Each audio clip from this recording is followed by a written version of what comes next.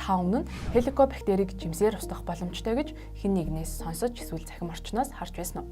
Жишээ нь цахим орчинд инжир жимс, оливын тос, брокколи, бүр далайн давс хүртэл хеликобактерийг бүрэн устгана гэсэн мэдээлүүд ихээр түүх болжээ.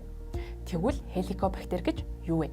Энэ нь ходоодны шархлаа, гастрит үүсгдэг бактери бөгөөд хамгийн сонирхолтой нь халдвар авсан 10 хүн дотмын 8 нь огт шинж тэмдэггүй нэлээд удаан явдаг гинэ. Харин зарим тохиолдолд ходоод хүчтэй өвдөх, турах, цустай бөөлжих зэрэг шинж тэмдэг илэрдэг тухай олон улсад хүлээн зөвшөөрөгдсөн Nature шинжлэх ухааны сэтгүүлд дурджээ. Уг бактери улмаас үүссэн шархыг ихэвчлэн антибиотик, тусгай дарангуйлах хэм зэргээр эмчилдэг. Харин жимс хүнсний ногоог өдөр тутамдаа хэрэглэх нь эрүүл мэндэд тустай боловч хеликобактер ходоодны шархыг бүрэн эдгэх боломжгүйг Төв Флоридагийн их сургуулийн мэргэжилтнүүд хэлж байна. Олон улсад хүлээн зөвшөөрөгдсөн судалгааны санд зарим төрлийн бактерийн эсрэг жимс хүнсний ногоог судалсан ч хеликобактерийн халдварыг эмчлэхэд үр дүнтэй гэж эцэслэн баталсан судалгаа байхгүй.